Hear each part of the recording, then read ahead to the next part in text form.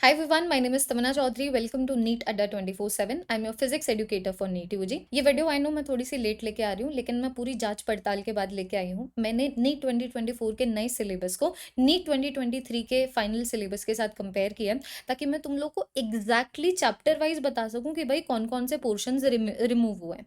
क्योंकि बच्चों को अभी भी कन्फ्यूजन है कि भाई जो हमारा नीट 2024 का पेपर है कहाँ से आएगा, कौन से ऐसे टॉपिक्स है जो हम लोगों को पढ़ने की नहीं ज़रूरत है। तो मैं पूरा ऑथेंटिक इन्फॉर्मेशन देने के लिए, टू द पॉइंट इन्फॉर्मेशन देने के लिए, बिल्कुल रेलेवेंट सही इन्फॉर्मेशन देने के लिए मैं पूरा रिसर्च करके आई हूँ और उसके बेसिस के ऊपर मैं ये वीडियो को रिकॉर्ड कर रही हूँ। तो हम लोग ये भी देखेंगे कि क्या क्या चीज़ें पढ़नी है और उसके बेसिस के ऊपर फिर कंक्लूजन भी लेंगे कि क्या क्या चीज़ें नहीं पढ़नी है, ताकि ये भी क्लियर हो जाए कि क्या क्या आएगा और ये भी क्लियर हो जाए कि क्या क्या नहीं आएगा। अगर कोई भी बच्चा इस चैनल के ऊपर नया है तो चैनल को सब्सक्राइब कर सकते हो। मैं फिजिक्स एडुकेटर, गरिमा मैम बायोलॉजी एडुकेटर और नितेश देवनानी सर जो कि केमिस्ट्री के एडुकेटर है, हम तीनों मिलके इस चैनल के ऊपर पढ़ाते हैं।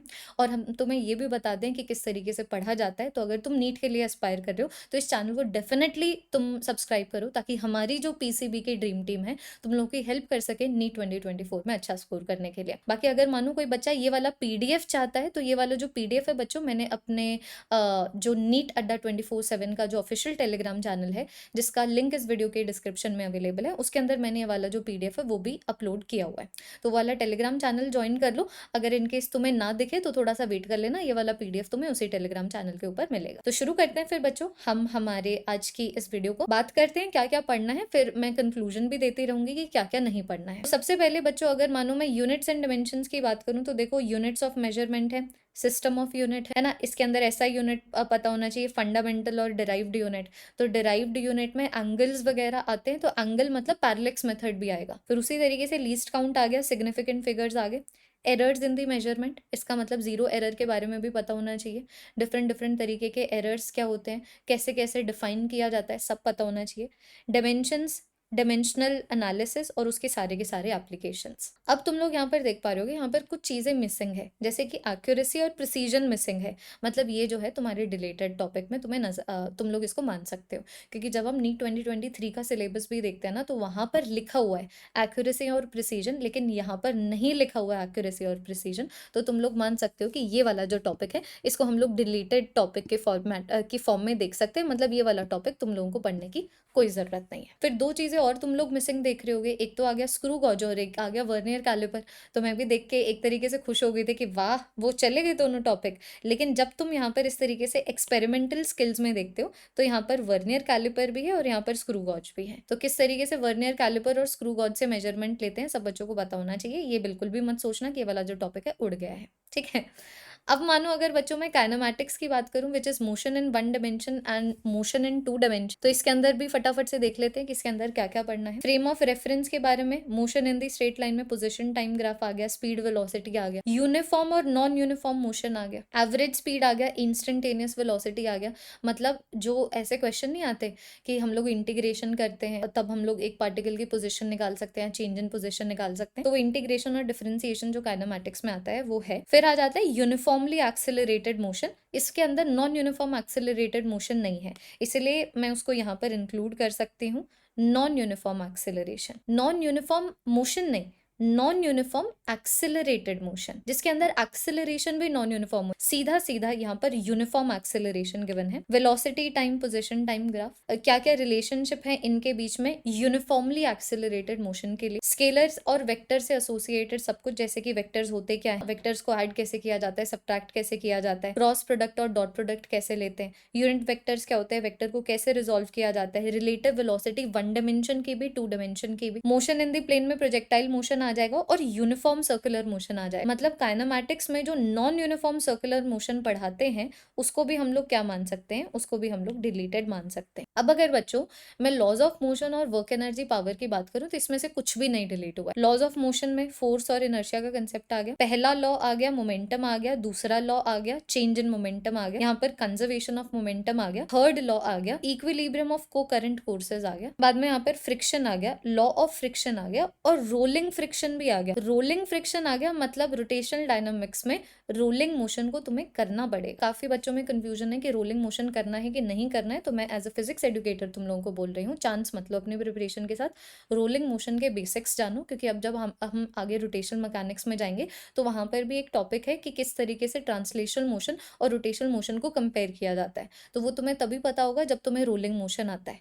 और जब रोलिंग मोशन आएगा तभी ये वाला रोलिंग फ्रिक्शन वाला पोर्शन भी होगा, मतलब रोलिंग मोशन तुम्हें करना है, बहुत ज्यादा उसके एप्लीकेशंस नहीं करने, लेकिन रोलिंग मोशन के बारे में पता होना चाहिए। उसी तरीके से यहाँ पर गिवन है यूनिफॉर्म सर्कुलर मोशन, जैसे कि सेंट्रीपिटल फोर्स क्या होता है, उसको किस तरीके से हम लोग अप्लाई करते हैं। चाहे मैं vehicle on a level circular road की बात करूं, जहां पर एक ऐसे नहीं गाड़ी सर्कुलर रोड में घूम रही होती है, और उसी तरीके से एक गाड़ी सर्कुलर रोड पे बैंक्ड रोड के ऊपर घूम रही होती है, तो वो सारी चीजें इंक्लूडेड है। वर्क एनर्जी पावर की बात करूं तो कैसे वर्क कांस्टेंट फोर्स और वेरिएबल फोर्स की वजह से निकालते हैं। काइनेटिक एनर्जी, पोटेंशियल एनर्जी क्या है, वर्क एनर्जी थ्योरम क्या है, पावर क्या है, स्प्रिंग के अंदर हम कैसे पोटेंशियल एनर्जी को डिफाइन करते हैं, कैसे उसके अंदर मैकेनिकल एनर्जी कंजर्व्ड होती है, कंजर्वेटिव और नॉन कंजर्वेटिव फोर्सेस क्या है, वर्टिकल सर्कुलर मोशन है, इलास्टिक और नॉन इलास्टिक कोलिजन है 1 और 2 डायमेंशन में। तो व्हेन आई से इलास्टिक और इनइलास्टिक कोलिजन, इसका मतलब यहाँ पर परफेक्टली इलास्टिक की भी मैं बात कर रही हूँ, परफेक्टली इनइलास्टिक की भी मैं बात कर रही हूँ, और मैं इनइलास्टिक की भी बात कर रही हूँ, तीनों पढ़ने हैं। अब अगर मैं रोटेशनल मोशन की बात करूँ, which is system of particles and rotational dynamics,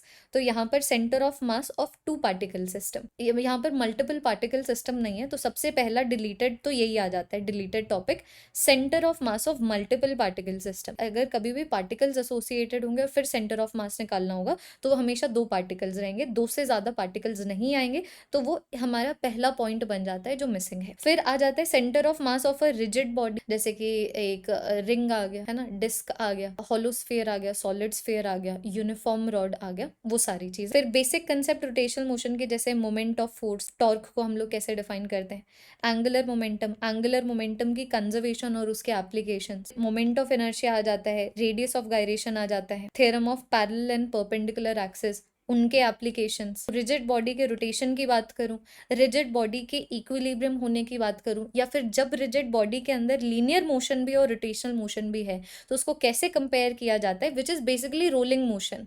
तो ये सारी चीजें तुम्हें करनी है। तो अब अगर मैं तुम्हें बताऊं कि यहाँ से और क्या डिलीटेड है, तो एक आ जाता है centre of mass of a non uniform rod, और उसी तरीके से एप्लीकेशंस ऑफ रोलिंग मोशन नहीं करना है। रोलिंग मोशन में भी ना बहुत सारे सब टॉपिक है, तो उसमें से सिर्फ एक ही सब टॉपिक जो बेसिक है, रोलिंग मोशन क्या होता है, कैसे हम लोग उसके अंदर लीनियर और रोटेशनल वेलोसिटीज को कंपेयर करते हैं, एनर्जीज को कंपेयर करते हैं, वो सारी चीजें पता होनी चाहिए। अगर वो पता लग जाएगा तो रोलिंग फ्रिक्शन को भी पढ़ पाओगे। बहुत ज्यादा एप्लीकेशन बेस्ड क्वेश्चन प्रैक्टिस तुम लोगों को रोलिंग मोशन के ऊपर नहीं करनी। अब अगर मानो मैं ग्रेविटेशन पे आऊं, तो ग्रेविटेशन में देखो लॉ ऑफ ग्रेविटेशन करना है, which is basically gravitational force, gravitational constant, Kepler's law करना है, एक्सेलरेशन ड्यू टू ग्रेविटी, और कैसे वो चेंज करता है एल्टीट्यूड और डेप्थ की वजह से। 3 वजह से हम लोग तुम्हें ग्रेविटेशनल एक्सेलरेशन के चेंज कराते हैं। एक आ जाता है हाइट की वजह से, विच इज एल्टीट्यूड, एक डेप्थ की वजह से, और एक लैटिट्यूड की वजह से, कि अर्थ इस तरीके से घूम रहा है, उस रोटेशन की वजह से ग्रेविटेशनल एक्सेलरेशन कैसे डिपेंड करता है, वो तुम्हारा one of the deleted topic है ग्रेविटेशन के चैप्टर। और जो हम लोगों को करना है, it is gravitational potential energy, gravitational potential, escape velocity, orbital velocity, motion of the satellite, satellite के मोशन को स्टडी करते हुए ही ऑर्बिटल वेलोसिटी आती है, उस सैटेलाइट का टाइम पीरियड आता है, उस सैटेलाइट की एनर्जी आती है। तो यहाँ से एक टॉपिक और जो मिसिंग है वो है टाइप्स ऑफ सैटेलाइट्स, जैसे कि अगर तुम पुरानी एनसीईआरटी को चेक करोगे ना, तो वहां पर geostationary satellites, polar satellites, इन सब के बारे में डिस्कशन है ना, उनकी ट्रोजेक्ट्रीज के बारे में डिस्कशन है, तो वो सारी चीजें हम लोगों को नहीं करनी है।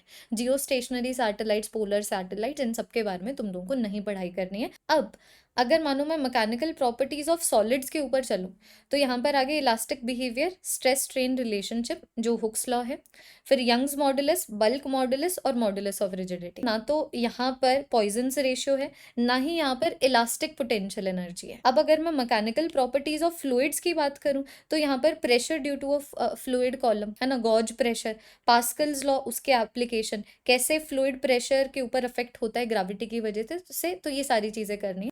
Viscosity, Stokes law, terminal velocity, कितने तरीके के फ्लूइड फ्लो है, क्रिटिकल वेलोसिटी क्या होती है, बर्नौलीज प्रिंसिपल क्या है, उसके एप्लीकेशंस क्या है, surface energy, surface tension, angle of contact, excess pressure, surface tension कैसे हम लोग ड्रॉप्स में और बबल्स में डिफाइन करते हैं, और capillary rise. Types of fluid flow तो प्रेजेंट है, जैसे स्ट्रीमलाइन और टर्बुलेंट फ्लो यहाँ पर प्रेजेंट है, लेकिन यहाँ पर रेनल्ड्स नंबर नहीं प्रेजेंट है और ना ही आर्किमिडीज प्रेजेंट है। फिर पॉइजवल्स फॉर्मूला नहीं प्रेजेंट है, पॉइजवल्स फॉर्मूला के बेसिस पे ही जो कॉम्बिनेशन ऑफ पाइप्स है वो भी नहीं प्रेजेंट है, मतलब ये सब नहीं करना है। आर्किमिडीज प्रिंसिपल यहाँ पर नहीं प्रेजेंट है, लेकिन तुम समझो अगर तुम्हें आर्किमिडीज प्रिंसिपल नहीं आता है ना, तो कैसे उसकी हेल्प से और स्टोक्स लॉ की हेल्प से हम लोग टर्मिनल वेलोसिटी को निकालते हैं, वो तुम लोगों को कभी भी नहीं आएगा। जैसे रोलिंग मोशन के बेसिक्स करने हैं, उसी तरीके से आर्किमिडीज प्रिंसिपल के भी बेसिक्स करने हैं, उसके एप्लीकेशंस मत करना। उसी तरीके से अगर बच्चों मैं रेनल्ड्स नंबर की भी बात करूं, तो ऑल्दो यहाँ पर मेंशन्ड नहीं है, लेकिन बिकॉज यहाँ पर स्ट्रीमलाइन और टर्बुलेंट फ्लो मेंशन्ड है, इसलिए तुम लोग क्या करो, रेनल्ड नंबर्स के भी एप्लीकेशंस मत करना, लेकिन इसका बेसिक जान लेना। थर्मल प्रॉपर्टीज ऑफ मैटर में जाऊं तो थर्मल प्रॉपर्टीज ऑफ मैटर में हीट आ गया, टेम्परेचर आ गया, थर्मल एक्सपांशन आ गया, फिर स्पेसिफिक हीट कैपेसिटी कैसे डिफाइन करते हैं, लेटेंट हीट कैसे डिफाइन करते हैं, कैलोरीमेट्री आ गया, चेंज ऑफ स्टेट आ गया, हीट के ट्रांसफर में कंडक्शन आ गया, कन्वेक्शन आ गया, रेडिएशन आ गया। तो ये सारी चीजें करनी है। तो यहाँ से ब्लैक बॉडी मिसिंग है कि कैसे हम लोग ब्लैक बॉडी के एब्जॉर्प्टेंस, ट्रांसमिटेंस, एमिटेंस, एमिसिविटी को डिफाइन करते हैं, वो चीज मिसिंग है। वेन्स डिस्प्लेसमेंट लॉ मिसिंग है, वो हमें नहीं करना है। Newton's laws of cooling missing है, वो हमें नहीं करना है। और एक स्टीफन्स लॉ भी मिसिंग है, वो भी हमें नहीं करना है। स्टीफन्स लॉ की मैं बात कर रही हूँ जब हम लोग ब्लैक या फिर नॉन ब्लैक बॉडी को एक सराउंडिंग में रखते हैं, जहां पर हम लोग सराउंडिंग के भी टेम्परेचर को कंसिडर कर रहे हैं। स्टीफन्स बोल्ट्जमैन लॉ करना है, स्टीफन्स लॉ नहीं करना है। थर्मोडायनामिक्स में चलती हूँ तो यहाँ पर आ गया thermal equilibrium, zeroth law of thermodynamics.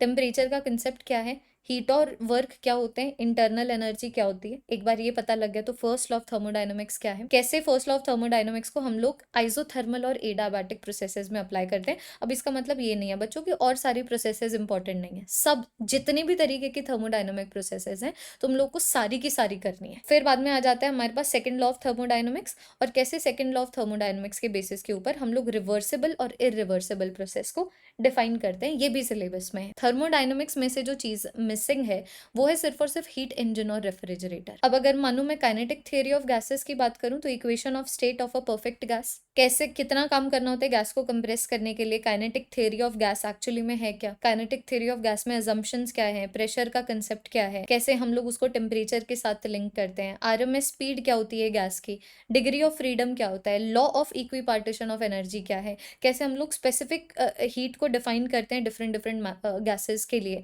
Mean free path क्या है, अवोगाड्रो नंबर है, ये सब करना है। केटीजी जैसे पहले थी वैसे ही केटीजी अब भी है। ऑसिलेशन चैप्टर के ऊपर चलो तो ऑसिलेशंस क्या होते हैं और पीरियोडिक मोशन क्या होता है, कैसे इनके लिए time period, frequency, displacement in सबको डिफाइन किया जाता है। जो भी पीरियोडिक फंक्शंस है वो सारी की सारी चीजें, जैसे डिस्प्लेसमेंट टाइम के साथ कैसे वेरी करता है, वेलोसिटी, एक्सेलरेशन, एनर्जी, ये सब टाइम के साथ कैसे वेरी करती है, सब आना चाहिए। इक्वेशन कैसे लिखते हैं हम लोग, फेज क्या होता है एक इक्वेशन का, कैसे हम लोग ऑसिलेशन को एक स्प्रिंग में देख पाते हैं, लोग रिस्टोरिंग फोर्स को डिफाइन करते हैं, फोर्स कांस्टेंट को डिफाइन करते हैं, सिंपल हार्मोनिक मोशन में एनर्जीज जो है, सिंपल पेंडुलम है, वो सारी की सारी चीजें इंक्लूडेड है। जो नहीं इंक्लूडेड है वो है एक तो रेजोनेंट, एक आ गया फोर्स्ड और डैम्प्ड ऑसिलेशंस, और एक आ गया कंपाउंड पेंडुलम्स। तुम्हें सिर्फ और सिर्फ सिंपल पेंडुलम तक रहना है। अगर मैं वेव्स के ऊपर चलूं तो वेव का मोशन आ गया, टाइप्स ऑफ वेव्स आ गया, कैसे वेव की स्पीड को डिफाइन किया जाता है, डिस्प्लेसमेंट कैसे हम एक वेव की डिस्प्लेसमेंट इक्वेशन कैसे हम एक वेव की लिखते हैं, principle of superposition of waves आ गया यहाँ पे, वेव्स रिफ्लेक्ट कैसे होती है। पहला टॉपिक जो डिलीट हुआ है it is refraction of waves, मैं लिख देती हूँ यहाँ पे। फिर आ जाता है बच्चों हमारे पास स्टैंडिंग वेव्स, कैसे स्टैंडिंग वेव्स ऑर्गन पाइप्स में आती है, सिर्फ और सिर्फ ऑर्गन पाइप्स में और स्ट्रिंग्स में, रेजोनेंस ट्यूब नहीं है। रेजोनेंस ट्यूब, स्टैंडिंग वेव किस तरीके से एग्जिस्ट करते हैं एक स्ट्रिंग के अंदर, और ऑर्गन पाइप्स में सिर्फ और सिर्फ वो करना है। कैसे हम लोग यहाँ पर फंडामेंटल मोड को डिफाइन करते हैं, हार्मोनिक्स को डिफाइन करते हैं, ये। और लास्ट टॉपिक आ गया बीट्स, मतलब एक और टॉपिक जो यहाँ पर मिसिंग है वो है हमारे पास डोपलर इफेक्ट। ये आ गया पूरी की पूरी क्लास 11th फिजिक्स का। आई एम होपिंग कि जिस तरीके से मैं कंपेयर कर रही हूँ, मैं तुम्हें ये भी बता रही हूँ क्या पढ़ना है, फिर मैं तुम्हें ये भी बता रही हूँ क्या नहीं पढ़ना है, तो जितने भी डाउट्स अभी तक तुम्हारे अंदर एग्जिस्ट कर रहे थे वो तुम्हारे धीरे धीरे क्लियर हो रहे हैं। अब अगर बच्चों में इलेक्ट्रोस्टैटिक्स में चलती हूँ, which is electric charges and fields, तो चार्ज क्या होता है, कैसे उसकी कंजर्वेशन डिफाइन करते हैं, कूलम्स लॉ क्या है, और कूलम्स लॉ 2 पॉइंट चार्जेस के बीच में मल्टीपल चार्जेस के बीच में सुपरपोजिशन प्रिंसिपल क्या है, कैसे हम कंटिन्यूअस चार्ज डिस्ट्रीब्यूशन को डिफाइन करते हैं, वो सारी चीजें। इलेक्ट्रिक फील्ड एक पॉइंट चार्ज की वजह से, electric field lines, electric dipole, electric field एक डायपोल की वजह से, और कैसे डायपोल के ऊपर टॉर्क लगता है जब हम लोग उसको एक यूनिफॉर्म इलेक्ट्रिक फील्ड में रखते हैं। इलेक्ट्रिक फ्लक्स क्या है, गॉसेस लॉ, उसके applications, electric field due to infinitely long wire की वजह से, एक थिन शीट की वजह से, और uniformly charged thin spherical shell की वजह से।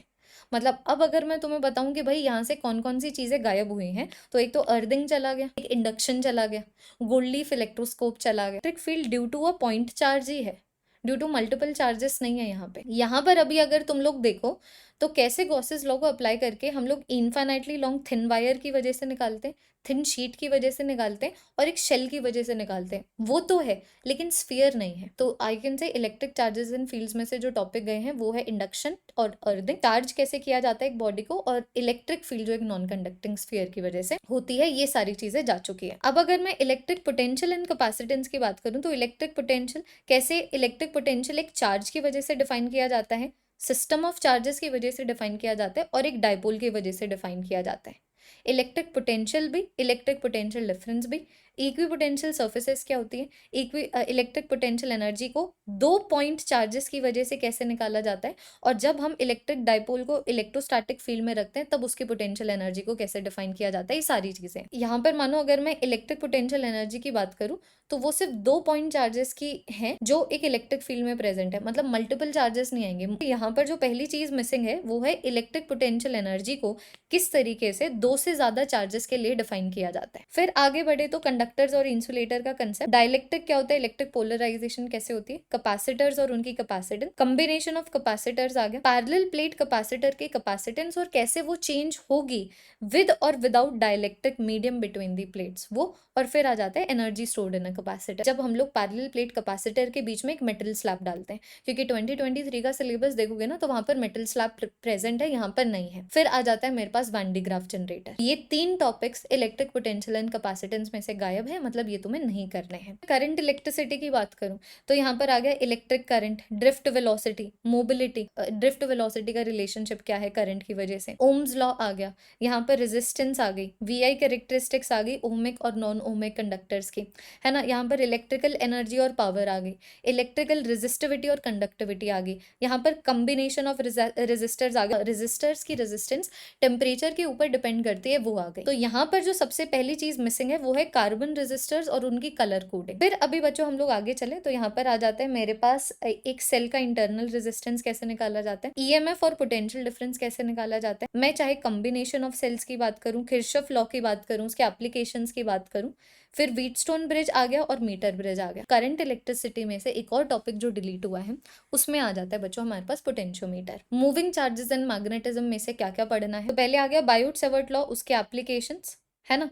फिर बाद में एम्पियर्स लॉ और उसके एप्लीकेशंस, कहाँ कहाँ पे, एक तो कैसे इलेक्ट्रिक फील्ड निकाली जाती है infinitely long current carrying straight wire की वजह से और सोलेनॉइड की वजह से। तो ना तो मैग्नेटिक फील्ड एक फाइनाइट स्ट्रेट वायर की वजह से है, ना ही मैग्नेटिक फील्ड एक टोरॉइड की वजह से है। पहली चीज जो तुम्हारे यहाँ से इस चैप्टर में से गई है वो है मैग्नेटिक फील्ड एक फाइनाइट वायर की वजह से। फिर यहाँ पर ऑयस्टेड्स के एक्सपेरिमेंट्स हैं वो भी चले गए, मैग्नेटिक फील्ड टोरॉइड की वजह से कैसे निकाला जाता है, और एक साइक्लोट्रॉन भी चला गया, और सब है जैसे कि कितना फोर्स लगता है एक चार्ज के ऊपर जब हम उसको यूनिफॉर्म इलेक्ट्रिक फील्ड और मैग्नेटिक फील्ड में रखते हैं, वेलोसिटी सिलेक्टर का concept, everything is included. Current carrying wire के ऊपर कैसा फोर्स लगता है जब उसको यूनिफॉर्म इलेक्ट्रिक फील्ड में रखें, दो पैरेलल करंट कैरिंग वायर्स के बीच में किस तरीके से यहाँ पर फोर्स लगता है, कितना टॉर्क लगेगा एक करंट कैरिंग लूप के ऊपर जब हमने उसको यूनिफॉर्म इलेक्ट्रिक फील्ड में रखा हुआ है। तो ऑब्वियसली बात है इसका मैग्नेटिक मोमेंट भी करना पड़ेगा, क्योंकि अगर तुम करंट कैरिंग लूप के ऊपर टॉर्क पढ़ रहे हो तो करंट कैरिंग लूप का मैग्नेटिक मोमेंट भी डिफाइन करना आना चाहिए। फिर मूविंग कॉइल गलवानोमीटर और कैसे गलवानोमीटर को हम एमीटर और वोल्टमीटर में कन्वर्ट करते हैं, कैसे मूविंग कॉइल गलवानोमीटर की सेंसिटिविटी डिफाइन होती है, सारी चीजें इंक्लूडेड है। अब अगर मानो मैं आगे मैग्नेटिज्म एंड मैटर में आ जाती हूँ तो सबसे पहले तो आ जाता है कैसे करंट कैरिंग लूप एक मैग्नेटिक डाइपोल की तरह बिहेव करता है, उसकी मैग्नेटिक डाइपोल मोमेंट को कैसे डिफाइन किया जाता है। बार मैग्नेट क्या है, मैग्नेटिक फील्ड लाइंस क्या है, मैग्नेटिक फील्ड लाइंस एक बार मैग्नेट से एसोसिएटेड क्या है, मैग्नेटिक फील्ड कितनी होगी एक एक्सियल पॉइंट के ऊपर और इक्वेटोरियल पॉइंट के ऊपर एक डाइपोल, एक मैग्नेटिक डाइपोल की वजह से मैग्नेटिक डाइपोल के ऊपर कितना टॉर्क लगेगा जब हम उसको यूनिफॉर्म मैग्नेटिक फील्ड में रखते हैं। टाइप्स ऑफ मैग्नेटिक मटेरियल जैसे paramagnetic material, diamagnetic, ferromagnetic, examples के साथ उनकी मैग्नेटाइजेशन कैसे टेम्परेचर के ऊपर डिपेंड करती है, मैग्नेटिक प्रॉपर्टीज, ये सब इंक्लूडेड है। तो सबसे पहले तो गया बच्चों अर्थ्स मैग्नेटिज्म। इसका मतलब अर्थ मैग्नेटिज्म से एसोसिएटेड जितनी भी चीजें हैं वो तुम्हें नहीं करनी है। चाहे अर्थ्स मैग्नेटिज्म क्या होता है मैं उसकी बात करूं, उससे रिलेटेड जो एंगल ऑफ डिप होता था, एंगल ऑफ इंक्लिनेशन डिक्लिनेशन होता था, तुम्हें वो नहीं करना है। इससे एसोसिएटेड जो टेंजेंट लॉ होता था, और टेंजेंट लॉ और अर्थ मैग्नेटिज्म के बेसिस पे जो टेंजेंट गल्वानोमीटर और डिफ्लेक्शन मैग्नेटोमीटर हम लोग कराते थे, वो भी नहीं करना है। और उसी तरीके से जो इलेक्ट्रोमैग्नेटिक्स है, मैग्नेट्स हैं और परमानेंट मैग्नेट्स हैं, उनकी क्या प्रॉपर्टीज हैं, कैसे मटेरियल से वो बनते हैं, वो सारी चीजें भी नहीं करनी है। इलेक्ट्रोमैग्नेटिक इंडक्शन क्या होता है, फैराडेज के क्या लॉ हैं, कैसे इंड्यूस्ड ईएमएफ और करंट को डिफाइन किया जा रहा है। यहाँ पर इंड्यूस्ड चार्ज नहीं है। जिन्होंने इलेक्ट्रोमैग्नेटिक इंडक्शन के चैप्टर को मेरे साथ किया है ना, तो उनको पता होगा मैं इंड्यूस्ड चार्ज भी कराती हूँ, तो एक तो वो मिसिंग है। सिर्फ यहाँ पर इंड्यूस्ड करंट के बारे में बात चल रही है और इंड्यूस्ड ईएमएफ के बारे में बात चल रही है। Lenses law, eddy current, self और म्यूचुअल इंडक्टेंस। इंडक्टर्स नहीं है तो ऑब्वियसली बात है कम्बिनेशन ऑफ इंडक्टर्स भी नहीं आएंगे, कैसे इंडक्टर्स की कपलिंग होती है वो सब भी नहीं प्रेजेंट है। तो आई कैन से कि इंडक्टर्स, उनके कम्बिनेशंस, कपलिंग ऑफ इंडक्टर्स, ये सब मिसिंग है। अब अगर बच्चों मैं अल्टरनेटिंग करंट में जाऊं तो देखो अल्टरनेटिंग करंट में जो चीजें पढ़नी है वो है अल्टरनेटिंग करंट, कैसे पीक और आरएमएस की वैल्यू को डिफाइन किया जाता है करंट के लिए भी और वोल्टेज के लिए भी, कैसे एसी सर्किट के रिएक्टेंस और इंपिडेंस को डिफाइन किया जाता है। एलसीआर सर्किट के बारे में जानना है जब वो तीनों सीरीज में हो, मतलब जब भी तुम्हें एलसीआर पैरेलल में दिखे वो तुम्हें नहीं करना है। एलसी ऑसिलेशंस नहीं है पार्ट, रेजोनेंस आ गया एलसीआर में, पावर आ गया, कैसे AC different different AC circuit के पावर को डिफाइन किया जाता है, पावर फैक्टर को डिफाइन किया जाता है, वॉटलेस करंट का कंसेप्ट, एसी जनरेटर और ट्रांसफॉर्मर। मतलब यहाँ से और जो चीज मिसिंग है वो है एलसी ऑसिलेशंस। तो एलसी ऑसिलेशंस तुम लोग को नहीं करने हैं। अब अगर बच्चों में आ जाती हूँ इलेक्ट्रोमैग्नेटिक वेव्स में, तो पूरा का पूरा इलेक्ट्रोमैग्नेटिक वेव्स, डिस्प्लेसमेंट करंट क्या होता है, इलेक्ट्रोमैग्नेटिक वेव्स और उनकी कैरेक्टरिस्टिक्स, कैसे इलेक्ट्रोमैग्नेटिक वेव का ट्रांसवर्स नेचर होता है, इलेक्ट्रोमैग्नेटिक स्पेक्ट्रम, इलेक्ट्रोमैग्नेटिक स्पेक्ट्रम के अंदर जो वेव्स आ रही हैं उनका कैसे हम लोग अप्लाई करते हैं, वो सारी चीजें यहाँ पर गिवन है। ऑप्टिक्स में जाऊं तो लाइट कैसे रिफ्लेक्ट होती है, स्फेरिकल मिरर और mirror formula, refraction of light कैसे होता है एक प्लेन सरफेस के ऊपर और स्फेरिकल सरफेस के ऊपर, thin lens formula, lens makers formula, total internal reflection और उसके एप्लीकेशंस, मैग्निफिकेशन और पावर ऑफ द लेंस, कैसे थिन लेंस कॉम्बिनेशन में आती है जब हम उनको कॉन्टैक्ट में रखें, तो यहाँ पर स्पेसिफाई किया हुआ है combination of lens in contact. अगर मैं यहाँ पर बोलना चाहूँ combination of lens at a distance, एक तो वो मिसिंग है और combination of lens and mirrors भी मिसिंग है। 2023 के सिलेबस में गिवन था combination of lens and mirrors, यहाँ पर combination of lens and mirrors नहीं दिया हुआ है। आगे आ जाता है मेरे पास refraction of light through a prism, लेकिन उसकी वजह से डिस्पर्जन मिसिंग है। तो दूसरा टॉपिक हमारा जो डिलीटेड पोर्शन में काउंट होगा that is dispersion by the prism. अगर डिस्पर्जन ही हम तुम्हें नहीं पढ़ा रहे हैं तो ऑब्वियसली बात है फिर प्राइमरी और सेकेंडरी रेनबो हम लोग कैसे पढ़ाएंगे। उसी तरीके से स्कैटरिंग ऑफ लाइट भी मिसिंग है।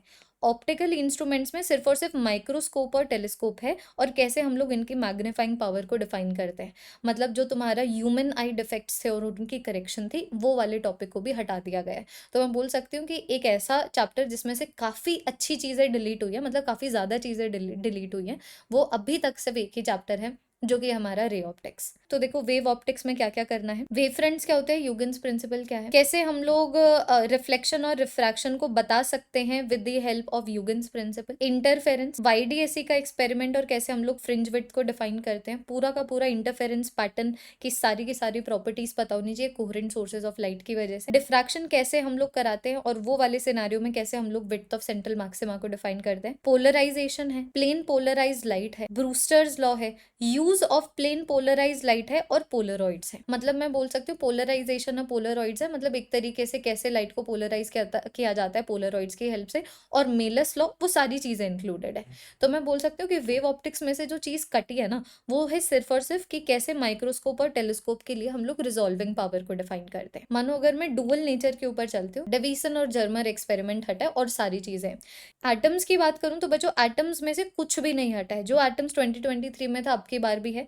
Alpha particle scattering experiment, Rutherford का मॉडल, बोहर का मॉडल, कैसे एनर्जी लेवल्स को डिफाइन किया जाता है, और हाइड्रोजन स्पेक्ट्रम, मतलब spectral series, spectral lines, number of spectral lines, वो सारी चीजें इंक्लूडेड है। न्यूक्लियाई चैप्टर की बात करूं तो composition and size of the nucleus, atomic mass, mass energy के बीच में जो रिलेशनशिप है, मास डिफेक्ट है, बाइंडिंग एनर्जी पर न्यूक्लियन है, और कैसे वो मास नंबर के साथ वेरी करता है, न्यूक्लियर फिजन और फ्यूजन रिएक्शंस, ये सब इंक्लूडेड है।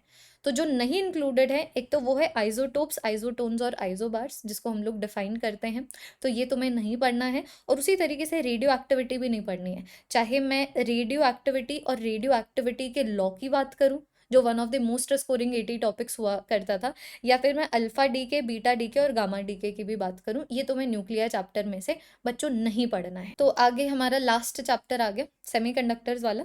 तो सेमीकंडक्टर का डायोड, उसकी वीआई कैरेक्टरिस्टिक्स, जब हम उसकी रिवर्स बाइसिंग करते हैं, फॉरवर्ड बाइसिंग करते हैं, कैसे हम उसका इस्तेमाल एक रेक्टिफायर की तरह करते हैं, एलईडी की तरह करते हैं, फोटो डायोड की तरह करते हैं, जीना डायोड की तरह करते हैं, सोलर सेल की तरह करते हैं, जीना डायोड कैसे एक वोल्टेज रेगुलेटर की तरह काम करता है, और logic gates, VI characteristics of a diode, ये सारी चीज़ें इंक्लूडेड हैं। जो नहीं इंक्लूडेड अगर तुम लोगों ने ध्यान दिया हो तो वो है एक तो एनर्जी बैंड्स, कि कैसे हम लोग एनर्जी बैंड्स को डिफाइन करते हैं और उसके बेसिस के ऊपर देखते हैं कि भाई एक कंडक्शन बैंड होता है, एक वैलेंस बैंड होता है, ये सारी चीज़ें हटा दी गई हैं। और उसी तरीके से ट्रांजिस्टर भी पूरा का पूरा चला गया। तो कुछ बच्चे यहाँ से काफ़ी खुश होंगे, क्योंकि ट्रांजिस्टर को बच्चों को जो ट्रांजिस्टर का टॉपिक है थोड़ा सा डिफिकल्ट लगता है। तो ये मैंने तुम्हें बच्चों बिल्कुल इस तरीके से डिटेलिंग में तुम्हें बता दिया है कि कौन कौन से टॉपिक्स हटे हैं, नहीं करने हैं, और कौन कौन से टॉपिक्स तुम लोगों को करने हैं। आई एम होपिंग अब किसी भी तरीके की कंफ्यूजन नहीं एग्जिस्ट करती है।